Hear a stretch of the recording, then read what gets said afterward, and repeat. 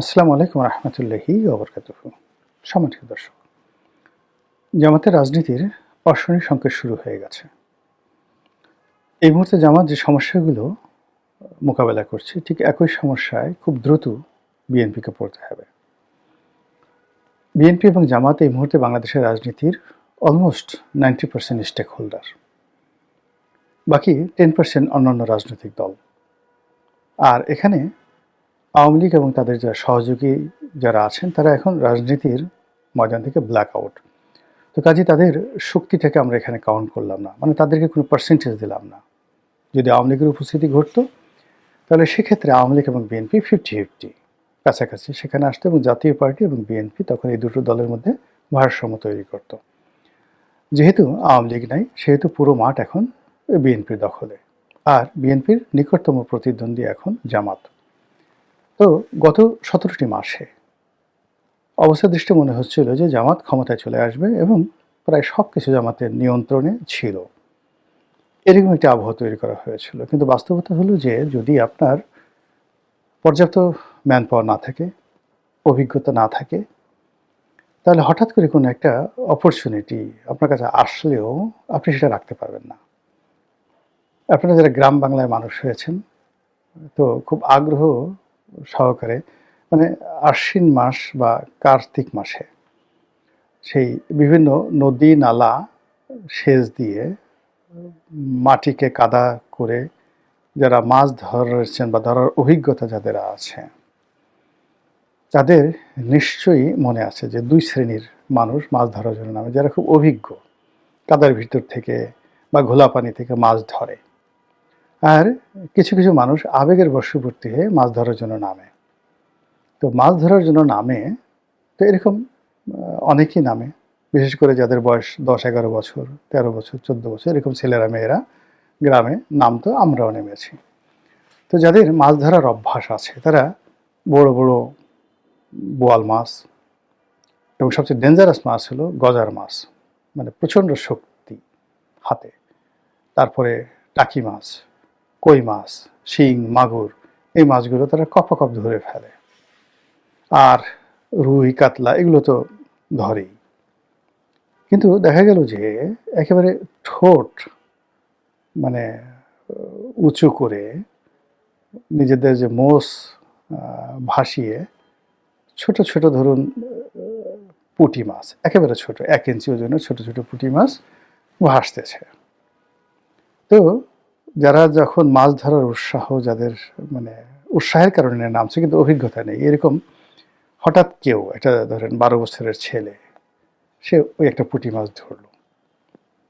তো পুঁটি মাছটা সে ধরলো, ধরার সঙ্গে সঙ্গেই পুঁটি মাছ করবে কি, তার সর্বশক্তি দিয়ে সে একটা ঝাঁকি দেয়, এটা লাফ দেওয়ার চেষ্টা করে হাতের মধ্যে। ওই ঝাঁকিটুকু যাদের অভিজ্ঞতা নাই, তারা কেউ সহ্য করতে পারে না। পুঁটি মাছটাকে হাত থেকে ছেড়ে দিয়ে ওরে বাবা গো, মা গো বলে একটা লাফ দিয়ে সে চলে আসে, মনে হয় যেন গোকরা সাপ তাকে কামড় দিয়েছে। তো ওই যে মাছ ধরার যে অভিজ্ঞতা, সেই অভিজ্ঞতাকে যদি আপনি রাজনীতি ধরেন, অর্থনীতি ধরেন, সব ক্ষেত্রে একই অবস্থা। Two uphold an opportunity, to operate an opportunity, to own an opportunity, you need experience. Experience ছাড়া আপনি কখনো কোনো সুযোগ আপনি পেলেও কাজে লাগাতে পারবেন না, সেইটাকে আপনার কাছে রাখতে পারবেন না, এবং ক্ষেত্র বিশেষে এ সকল অপরচুনিটি বা সুযোগ একজন আরেকজনের জন্য মানে বিপজ্জনক হয়ে ওঠে, একে অপরের জন্য বিপজ্জনক হয়ে ওঠে। যেমন ধরুন 1/11-এর সময় অনেকগুলো মানুষ তারা রাজনীতির হর্তাকর্তা হয়ে গেলেন। সে কি দাপট, তাদের দাপটে টেকনাফ থেকে তেঁতুলিয়া পর্যন্ত মানুষ কাঁদে। কিন্তু সেই মানুষগুলো টিকে থাকতে পারেননি, তাদেরকে পালাতে হয়েছে, জেলে যেতে হয়েছে, মার খেতে হয়েছে, আরও অনেক কিছু। আবার বিভিন্ন পট পরিবর্তনের পরে অনেকের হাতে অনেক সুযোগ সুবিধা আসে, অনেকে মন্ত্রী হয়, অনেকে এমপি হয়, বা অনেকে নমিনেশন পায়, অনেকে যা কিছু করে। কিন্তু আমাদের দেশে গড়ে দেখুন যে সাস্টেইন করে রাজনীতিতে 5 বছর, এরকম লোকের সংখ্যা খুব অল্প। বিশাল ঝড়ের মতো রাজনীতিতে আসে, 2-3 বছর পরে বা এমনকি 2-3 মাস পরে হারিয়ে যায়। আচ্ছা, আপনারা একটু স্মরণ করেন, জাস্ট আমার সঙ্গে যারা আপনারা পরিচিত, আমি তো ২০০০ সেই ৮ সনের আগে মানে নির্বাচনের আগে রাজনীতির অঙ্গনে একজন অপরিচিত ব্যক্তি ছিলাম। তো ২০০৮ থেকে আজকের এই দিন পর্যন্ত কত বছর হলো? ১৭ বছর হলো। এই ১৭ বছরে আমার সঙ্গে যারা স্টার ছিলেন, যাদেরকে আপনারা চিনতেন, অনেককে ভালো জানতেন, অনেককে মন্দ জানতেন, কিন্তু চিনতেন। অনেককে আপনাদের মনে হতো যে লোক এরকমই হওয়া উচিত, যাদের বয়স ধরুন ৬০-এর নিচে, আমার বয়সী। এরকম যদি ৫০ জন লোক ২০০৯ থেকে এই পর্যন্ত বিএনপি, আওয়ামী লীগ, জামাত যাদেরকে আপনি চিনে থাকেন, এখন আপনি আজকের দিনে ২০২৬ সনে এসে দেখেন তো তাদের কয়জন দৃশ্যপটে আছে, কয়জন জেলে আছে, কয়জন পালিয়ে আছে, কয়জন কথা বলছে, কয়জনের ঘরে চাল আছে, কয়জনের ঘরে ডাল আছে, আর কয়জন দুর্নীতি দমন কমিশন থেকে শুরু করে বিভিন্ন দপ্তরে মামলা মোকদ্দমার ঝক্কি ছাড়া সৎ ন্যায়নিষ্ঠভাবে এখনও আপনাদের সামনে সুন্দরভাবে কথা বলতে পারছেন, ঘুরতে পারছেন, সুস্থ অবস্থায় জীবনযাপন করতে পারছেন এবং সচ্ছল আছেন। এর অর্থ যে সুযোগ অনেকের জীবনে আসে, কিন্তু খুব অল্প সংখ্যক মানুষ সুযোগ কাজে লাগাতে পারে। সুযোগ অনেক মানুষের জীবনে আসে, কিন্তু খুব হাতে গোনা কয়েকজন মানুষ মনে করে যে এই সুযোগটি আমার গ্রহণ করা উচিত নয়। এদের সংখ্যা লাখে একজন। সবাই সুযোগ আসার আগে জিহ্বাটা বের করে থাকে কখন সুযোগটা তার কাছে আসবে। থার্ডলি হলো যে বেশিরভাগ মানুষ হাতে গোনা ২-১ জন ছাড়া ক্ষমতা দেখলেই মানে তাদের কাছে যেতে হবে, ক্ষমতার যারা ক্ষমতাধর লোকজন যারা আছে তাদের পা চাটতে হবে, তাদের কাছে মাথা নোয়াতে হবে। আওয়ামী লীগ জমানাতে বিশাল একটা শ্রেণী ছিল, তো সেই শ্রেণীর যারা চাটতেন, পা চাটতেন, দালালি করতেন, তারা নেই। আর ওই সময়টাতে অন্য যে দালাল গোষ্ঠীটি তারাও কিন্তু আওয়ামী লীগের কাছে যেতে চাইতো, কিন্তু ওই যে তাদের যারা প্রতিদ্বন্দ্বী দালাল গ্রুপ আছে তাদের কারণে তারা শেখ হাসিনার কাছাকাছি ভিড়তে পারেননি।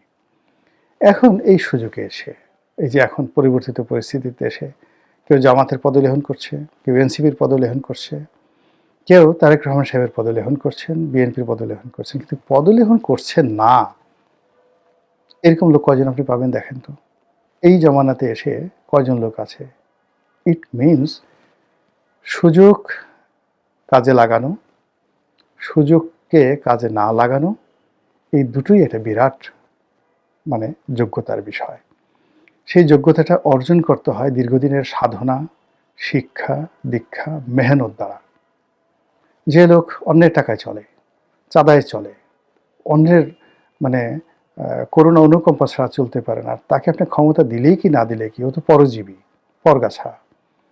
যে লোকের ক্ষমতাহীন অবস্থায় শুধু অন্যের সম্পত্তির দিকে নজর যাবে, অন্যের কন্যা, অন্যের স্ত্রী, বিদেশি, দেশি বিদেশি, নায়ক নায়িকা, গায়ক গায়িকা, মানে যেখানে আকর্ষণ আছে সেখানে সে হুমড়ি খেয়ে তার লালসা চরিতার্থ করবে।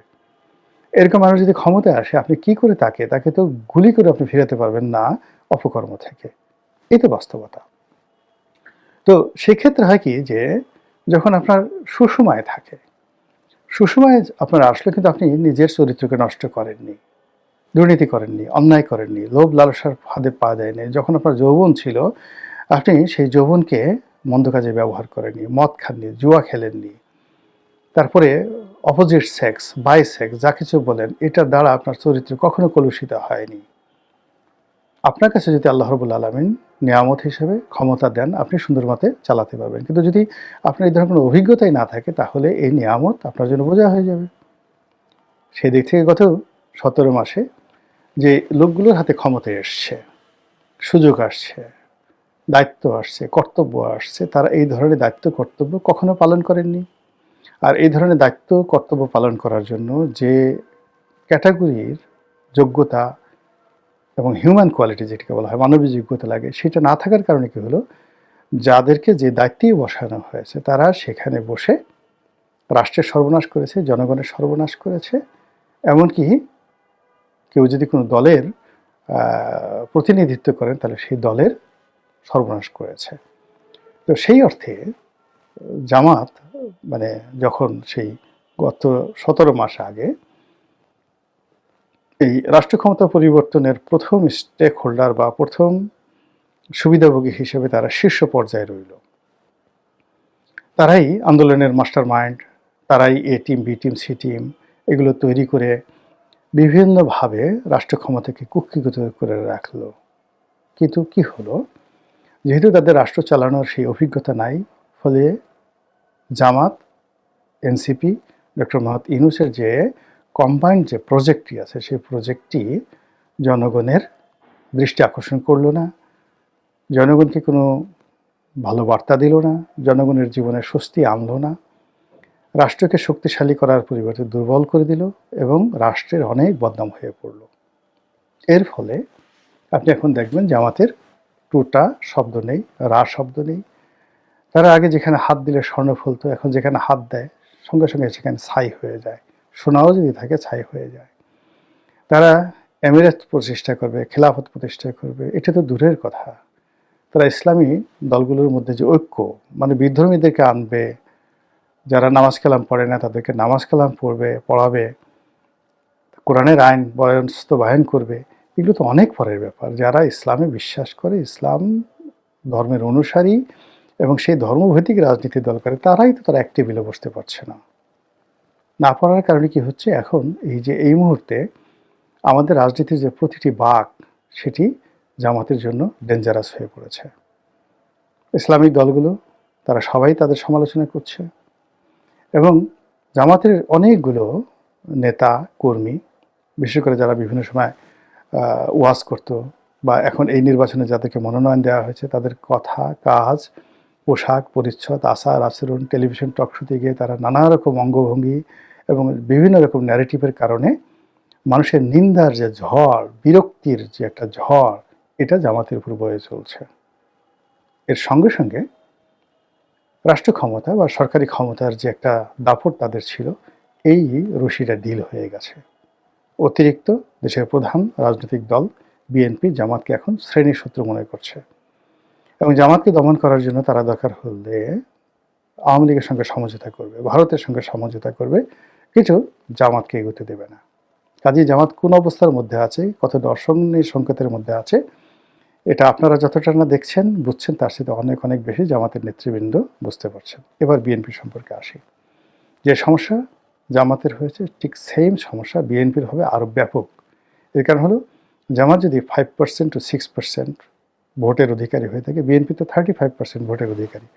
ফলে এই 35% লোকদেরকে একীভূত রাখা, তাদের কাছে সেই রাষ্ট্রীয় সুযোগ সুবিধা পৌঁছে দেওয়া, অথবা চাঁদাবাজি, দুর্নীতি, অনিয়ম, অব্যবস্থাপনা থেকে এই বিরাট জনগোষ্ঠীকে, মানে 35% অফ দেয়ার সাপোর্টার, তাদেরকে নিবৃত রাখা, এটি তাদের জন্য রীতিমতো ওয়াটারলু যুদ্ধের মতো নির্মম, নিষ্ঠুর।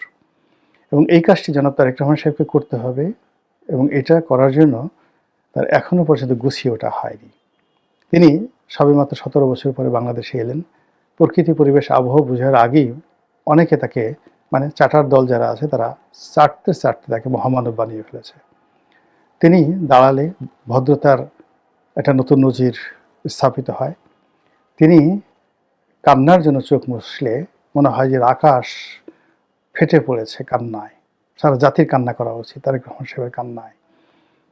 এই যে জিনিসগুলো তিনি তার পরিবার নিয়ে, সন্তান নিয়ে, এমনকি তার বিড়ালটাকে নিয়ে, এই যে লোকজন যে অতিরিক্ত আধিক্ষেতা দেখাচ্ছে, এই আধিক্ষেতার ফলে বিএনপি সম্পর্কে সাধারণ আমজনতা, এমনকি তাদের যারা নেতাকর্মী রয়েছেন, তাদের মধ্যে ক্রমশ বিরক্তি বাড়ছে। আর সেই বিরক্তি থেকে একটা সময় নেতার প্রতি এখন যে আবেগ তারা দেখাচ্ছে, এটি 7-8 দিন পরে। আবার বলছি, আজকের এই ভিডিও যে তারিখে করছি বা আপনারা যেদিন থেকে দেখছেন, এর পর দিন থেকে দেখবেন 7 দিন পরে দেখবেন যে তারেক রহমান সাহেব সম্পর্কে মানুষের যে এই আকুতি, মানুষের যে শ্রদ্ধাবোধ, মানুষের যে আকর্ষণ, এই জিনিসগুলো থাকবে না। কেন থাকবে না? প্রত্যেকটা জিনিস হলো কি, প্রকৃতিগতভাবে হতে হয় ভিতর থেকে। লিডার বানানো যায় না, নেতা জন্ম থেকে তৈরি হয়। শিক্ষিত শুধু ইউনিভার্সিটিতে পাশ করলে, ডক্টরেট ডিগ্রি থাকলে শিক্ষিত হয় না, শিক্ষিত হয়ে জন্মগ্রহণ করতে হয়। মানে একজনের মেধা জন্মগতভাবে, একজন পুরুষ তার মাথায় অ্যাভারেজে 400 গ্রাম ঘিলু থাকে, আর একটা নারীর মাথায় অন অ্যাভারেজে 240 গ্রাম ঘিলু থাকবে। তো যিনি নেতা হবেন তার মাথায় অ্যাভারেজে 500 গ্রাম ঘিলু থাকবে। আপনি যদি ঘিলু না থাকে কোনো অবস্থায় আপনি নেতা হতে পারবেন না। আচ্ছা, এই ঘিলুটা আপনি টের পাবেন কখন? একেবারে আপনি যেদিন মাতৃগর্ভ থেকে পড়লেন, পড়ে যে আপনি একটা ওয়া করে শব্দ করবেন, ওই ওয়ার মধ্যেই বোঝা যাবে আপনি একজন নেতা। এরপরে আপনি সকালবেলা, মানে এরপরে আপনি মানে দীর্ঘদিন তো আপনি উলঙ্গ থাকবেন, সাথে সাথে আপনি তো প্যাম্পার্স পরাবেন, আপনি পেশাব করবেন, পায়খানা করবেন, দুধ খাবেন, কান্না করবেন, ঘুমাবেন। এটার মধ্যেই আপনার নিয়মানুবর্তিতা, আপনার ক্যারেক্টারিস্টিক্স এটা ফুটে উঠবে। জন্মের প্রথম ৩ মাসে একটা শিশু যে আচরণ করে, একেবারে কিয়ামতের ময়দানে ও সেই শিশুটি মৃত্যুর পরে ওই একই আচরণ করবে। কোনো ১৯-২০ নেই। তার ভিতরে যে সফটওয়্যারগুলো লোড হবে, অর্থাৎ ওই যে 400 গ্রাম ঘিলু, যেটা মাথা আকৃতি বাড়তে বাড়তে 400 গ্রাম হয়, হয়তো ছোটোকালে আরও কম থাকে। তো ওই ঘিলুর মধ্যে মানে 10 বছর বয়স পর্যন্ত সফটওয়্যার, মানে মৌলিক যে সফটওয়্যার, এগুলো ডাউনলোড করা যায়। সেটা হলো ক্যারেক্টারিস্টিক্স, নীতিনৈতিকতা, পারিবারিক শিক্ষা, ধর্মবোধ, যা কিছু আছে, মানে মাস্টার কপিগুলো ওই সময় মানে আপলোড হয়। 10 বছরের পরে যেটি হয় সেটি হলো সে শুধু তথ্যগুলো, ডাটাগুলো এন্ট্রি করে, নাথিং নিউ। কাজেই একটি শিশু প্রথম সেই 3 মাসের মধ্যে তার সব কিছু বোঝা যায়। ও 3 মাস সময় যে আচরণ করে সারা জীবন সে আচরণ করে। আর 10 বছর পর্যন্ত তাকে যে মৌলিক বিষয়গুলো সে তার মায়ের কাছ থেকে শিখে, বাবার কাছ থেকে শিখে, পরিবার থেকে শিখে, শেখার পর সে যে আচরণ করে 11, 12, 13 বছর বয়সে, ওটাই তার সারা জীবনের আচরণ। এটা কোনোদিন আপনি এখন ওই পরে তাকে হোয়াইট হাউসে রাখেন, এলএসি প্রাসাদে রাখেন, যা কিছু রাখেন, কাজ হবে না। তো কাজে এই যে বাংলাদেশে এখন যারা নেতৃত্বের পর্যায়ে রয়েছেন বিএনপির, আপনি মনোনয়ন দেন আর না দেন, ওর ওই যে শৈশবের যে স্মৃতি, তার যে সফলতা 10 বছর পর্যন্ত, ওটাই তাকে আইডেন্টিফাই করবে। তো সেই দিক থেকে আপনি দেখেন বিএনপির এইবারের যে 300 আসনের মনোনয়ন, তারাই তো এমপি হবে, তারাই তো দেশ পরিচালনা করবে। বিএনপির যে সকল সহযোগী যারা লোকজন রয়েছেন, যাদেরকে মনোনয়ন দেওয়া হয়েছে, অন্য দল, কেউ দল ত্যাগ করেছেন, কেউ দল বিলুপ্ত করেছেন, কেউ মানে জোটে যোগদান করেছেন, তাদের সবারই তো একটা ইতিহাস আছে। এবং সেই ইতিহাস দেখবেন যে ধরনের লোক বিএনপির সহযোগী হিসেবে এসছে, তাদের সঙ্গে বিএনপির যারা নেতৃত্ব রয়েছেন খুব বেশি পার্থক্য নেই, 19-20। এর ফলে বিএনপির মধ্যে যে সকল সুপার ন্যাচারাল লোকজন রয়েছে, শিক্ষিত, মার্জিত, ভদ্র, মানে তারা কিভাবে যেন কোণঠাসা হয়ে পড়েছে। এবং সেই কোণঠাসা হওয়ার কারণে কি হলো, যখন এরকম একটা চাপ আসবে, যে সুযোগ বিএনপি জামাতের এসেছিল, একই সুযোগ এই যে এখন বিএনপির চলছে, এবং সেই সুযোগটি তারা কাজে লাগাতে পারবে না। এর কারণ হলো, এই কাজে লাগানোর জন্য যে হার্ডওয়্যার দরকার, সফটওয়্যার দরকার, সেই হার্ডওয়্যার সফটওয়্যার সম্পন্ন, ধীশক্তি সম্পন্ন মানুষ বিএনপিতে খুব অল্প আছে। মহান আল্লাহ আমাদের সবাইকে হেদায়েত দান করুন এবং হেফাজত করুন। আসসালামু আলাইকুম ওয়া রাহমাতুল্লাহি ওয়া বারাকাতুহু।